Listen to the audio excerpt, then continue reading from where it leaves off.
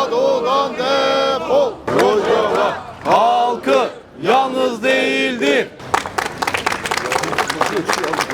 Mersin Emek ve Demokrasi Platformu olarak Suriye'de uzun süredir devam eden savaşın bugün başta Aleviler ve Kürtler olmak üzere Hristiyanlara, Dürzilere, Türkmenlere ve diğer inançsal ve etkin topluluklara yönelik açık bir katliam ve yok etme politikasına dönüştüğünü kamuoyuna ilan ediyoruz. Sistematik şiddet, zorla göç ettirme, asimilasyon ve ağır insan hakları ihlalleri karşısında susmuyor, bu suça ortak olmayacağımızı açıkça ifade ediyoruz. Suriye'de yaşanan bu vahşet karşısında susmak, insanlığın ortak değerlerine sırt çevirmektir. Hakların eşitliği, kardeşliği ve barış içinde bir arada yaşamı için mücadeleyi büyütmeye devam edeceğimizi kamuoyuna ilan ediyor.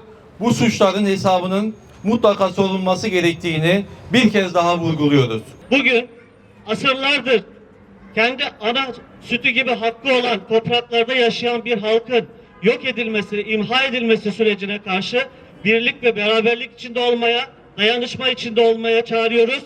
Yaşasın Kürt halkının bağımsız mücadelesi diyorum, saygılar sunuyorum. Sevgili arkadaşlar, HTŞ çetesinin Suriye'de Amerika'nın ve İsrail'in ve İngiltere'nin desteğiyle iktidarı devralmasının üzerinden tam bir yıl geçti. Bu bir yıllık süre içerisinde önce Alevileri, Ezidileri ve Dürzileri katletmeye çalıştılar ve katlettiler de. Daha sonra sıra Kürtlere geldi ve şimdi de Kürtleri katletmeye başladılar. Bu anlamda Suriye'de de, Türkiye'de de emperyalizme karşı çıkmadan, ABD'nin Orta Doğu planlarına karşı çıkmadan bir birliktelik, bir barış, bir mücadele süreci örgütlememiz mümkün değildir. Orada bizim komşumuz, yani Türkiye ile sınırdaş olan insanlar kim? Türkiye'de yüzlerce akrabası olan, soydaşı olan insanlar. Eğer Kürtler bu ülkenin yurttaşıysa, onlar da bu ülkenin yurttaşlarının akrabaları. Niye biz orada Kürtlerin bir takım haklara sahip olmaları noktasında bir çaba içine girmiyoruz da işte geçici Şam yönetimi ve dünün katliamlarını gerçekleştiren yönetimlerle çok rahat görüşebiliyoruz da biz orada Kürtlerle görüşemiyoruz.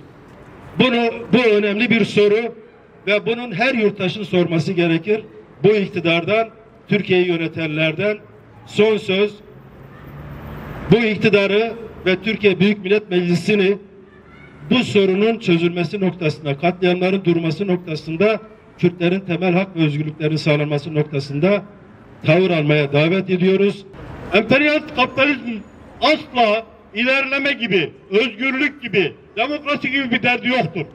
Tam tersi bakın, bütün emperyalist kapitalist ülkelerde şu an sağcı, faşist yönetimler, hükümetler var. Bu tesadüf olduğunu düşünmüyorum. Dolayısıyla az önce arkadaşlarımız yenilediler, ben de yeniliyorum. Halkların devrimcilerden, sosyalistlerden başka dostları yoktur.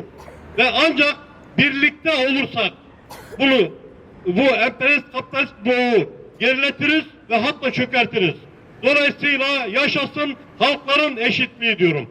Barış sürecini sabote etmek için Rojava'da Türkiye HTŞ ile iş çevirdi. İktidar HTŞ ile iş çevirdi.